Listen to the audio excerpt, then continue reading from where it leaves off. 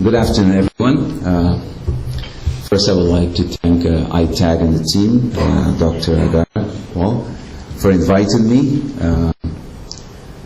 It's a pleasure to be here, particularly to be among the core of IP experts and industry leaders. And I would like to share with you a little bit about this team in Brazil, what is happening. I altered my theme because I felt that due to the limitations of my talk, I think it would be appropriate to give an overview of Brazil's law to share with you. Some of you who may have a business in Brazil and want to know a little bit more about the patent law. So I'm going to talk a little bit about the patent law. I'm going to touch a little bit on the innovation, and then I will speak about the different modes of commercialization of patents in Brazil. I'm not very faithful to my slides, so sometimes I may talk things from my head, and so I'll walk through some of the slides.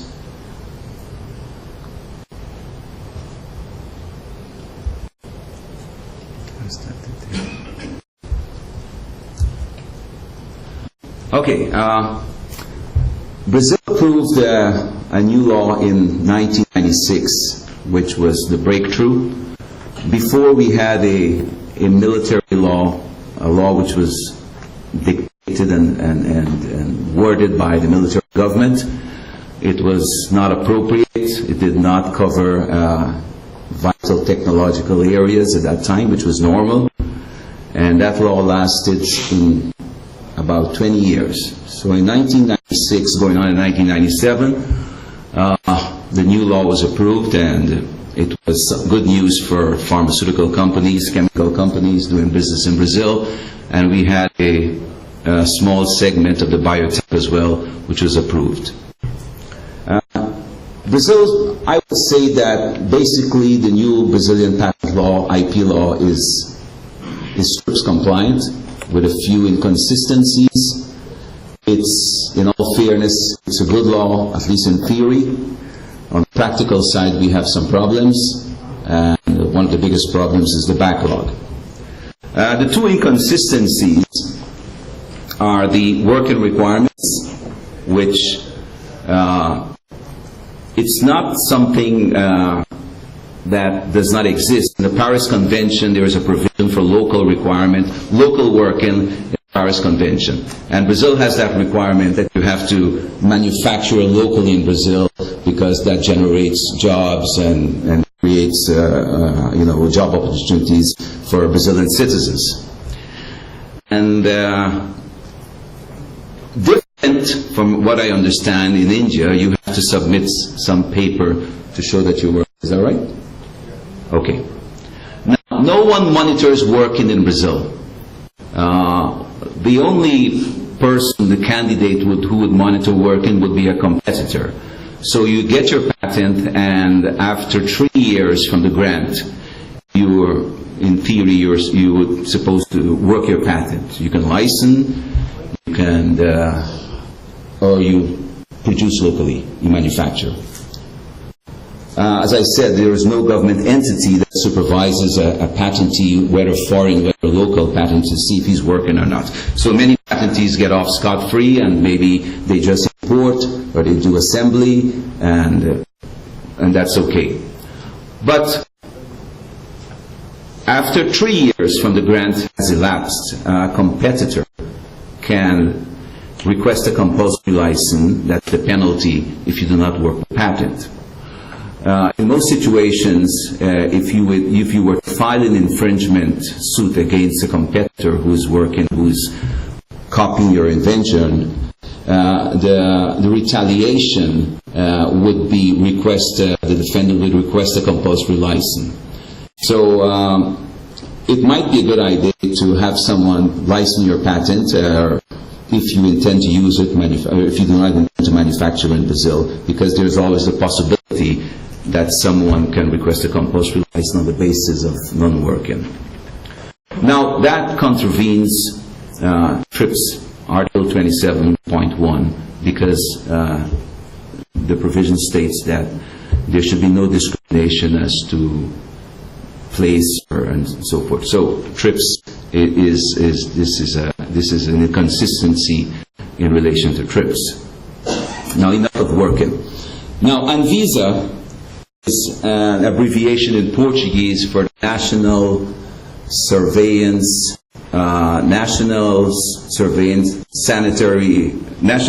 Sanitary Agency. It's a division of the health authorities, and Brazil law after 1997 was amended still to include a mandatory review of pharma applications in Brazil. That means in every part of the world, the patent office is the entity who will examine the application and who will either approve or grant or reject it. The government, for some reason, political reasons, economical reasons, or whatever, they decided that they should have someone else monitoring the inventions, the pharmaceutical inventions. My opinion, and the opinion of many experts in Brazil, is that Brazil has got a very ambitious plan to treat their infected population, AIDS population. And they give this medicine freely to the population. So most of the important medicine that were used to treat the population were object of patents covered by multinational companies like Merck and some others, Glaxo and Roche. Many people feel that's why there's a reason that the government began monitoring the pharma patent applications to find out what kind of inventions were being issued and granted. So from 2001, the law was changed, and this mandatory review was installed in the patent prosecution for pharma patent application. Of course, that caused a big uproar, and now to date, finally, this year, early this year, there was the battle waged on for many years, and I'm not saying that many applications were rejected, but about 70 to 80 pharma applications were rejected by Anvisa, and the patentees took this matter to court because the Brazilian Patent Office examiners were not in a condition to reverse that decision, which rejected the pharma applications. Many cases were taken to courts, and some cases where the decision was overcome, was reversed. And now, recently, the Attorney General raised an issue about the competence of the Patent Office and Anvisa. And it was decided, there was a final decision that Anvisa's role was to protect the population and to ensure the efficacy and safety of the drug. And it's not a role as a patent examiner. And that's what exactly happened during 8-9 years.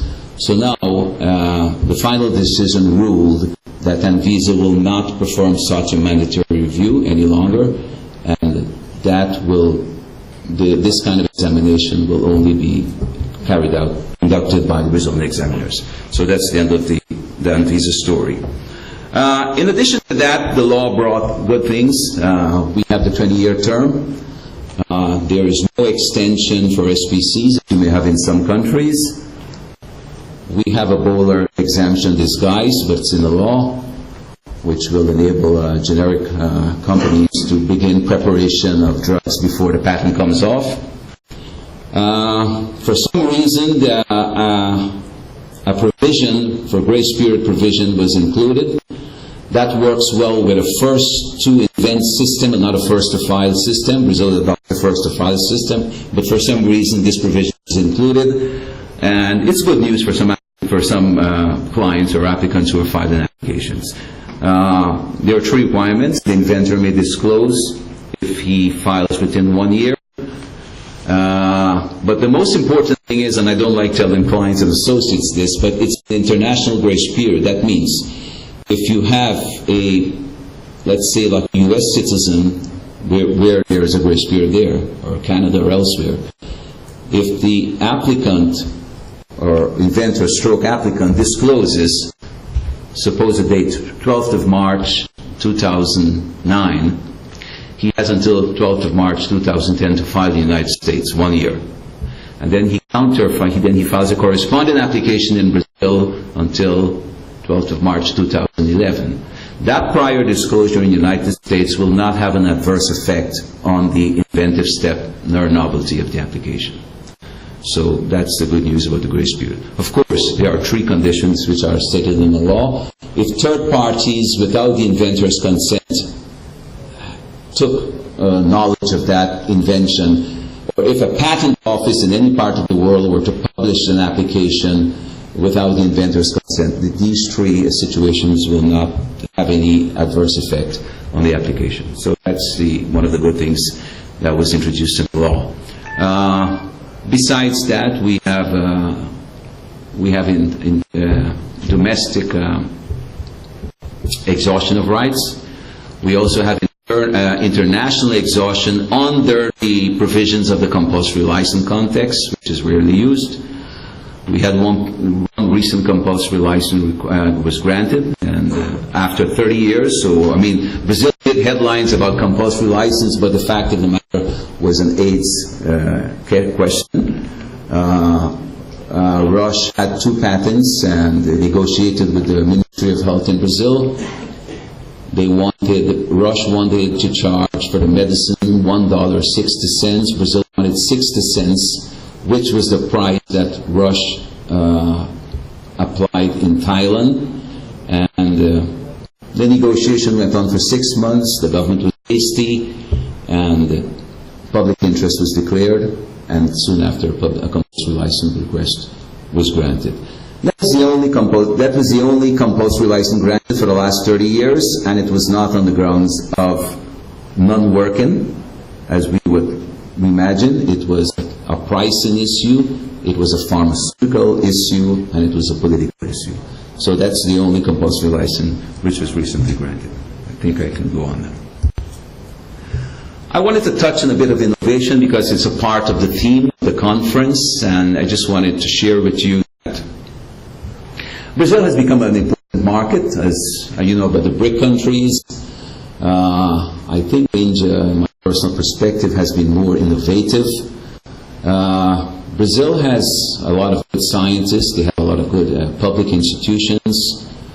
They've done a lot of good research, but they have a very curious characteristic that most of their scientific work has not been converted into patents. You will see from a later slide. So after much pressure, I think the federal government came to the conclusion that they should set up a framework for something to boost and promote the generating and commercialization of technology. So in 2004, this law was passed, and as I said, it's an incentive for the university and the private enterprise and the industry. The curious thing I mentioned, that if you look at this graph here, and you'll see the 3 players, the industry, the government, and university. If you compare this Brazil with the United States, you will see that the university is a very big player, and we're talking about public universities. Now, if you look at the United States and Japan, some other countries, the free world countries, you'll find that the industry player is to some extent large.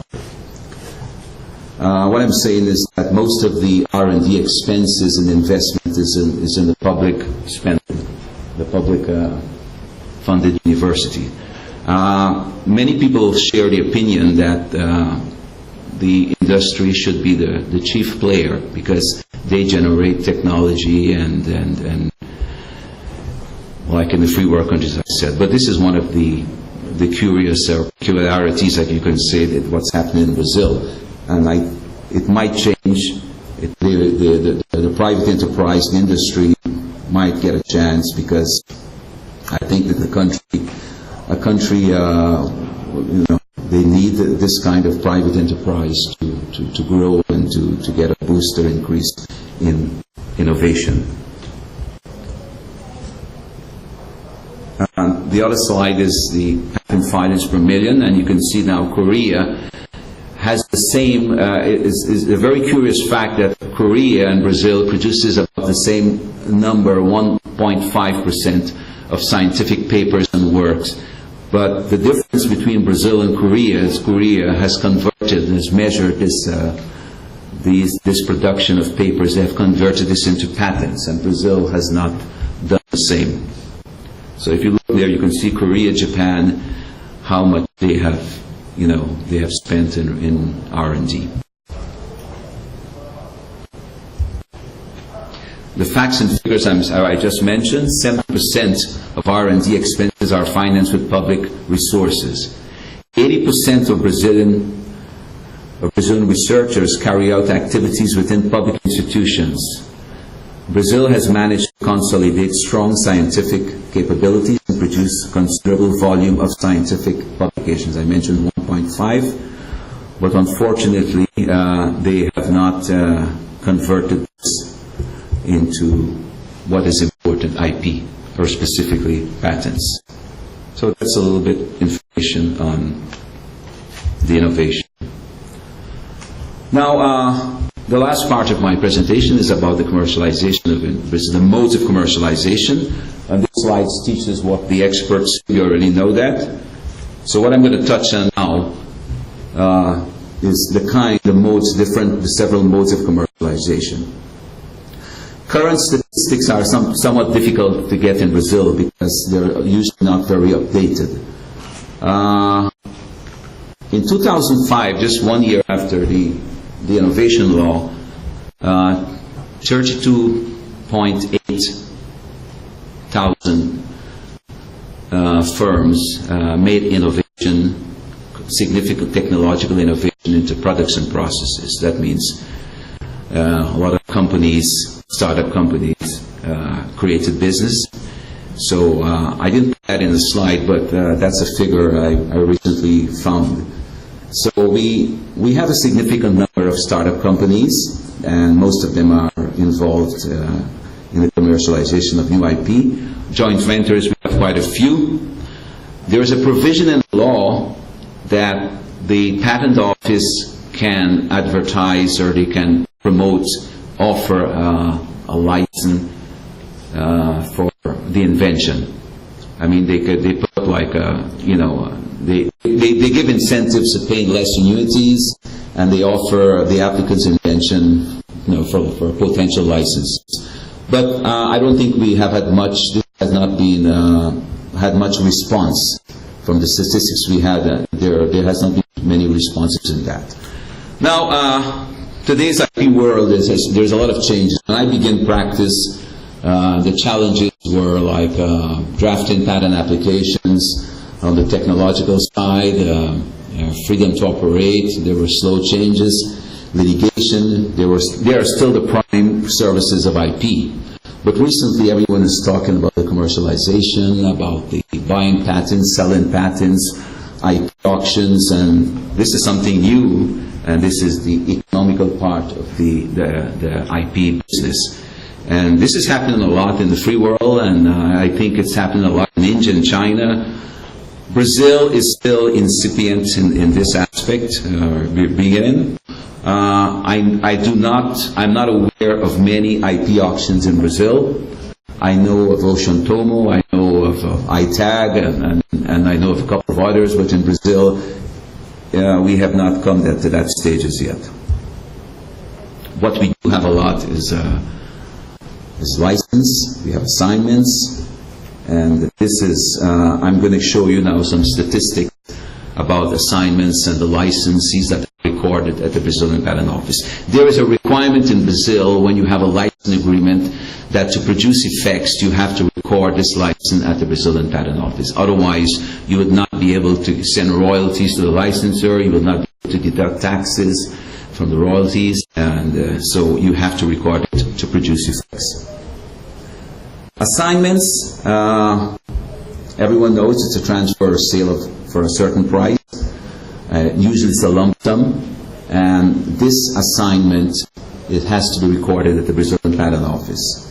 I didn't put in statistics, but I'm going to tell you, in 2009, there were 1,100 petitions for recordal of assignments. In 2010, there were 1,400. So that's an activity we have a lot. License seems to be the most popular mode of commercialization. You have the trademark license agreements, you have patent license agreements, you have transfer of technology, and you have other types like know-how and technical assistance agreements. I mentioned they produce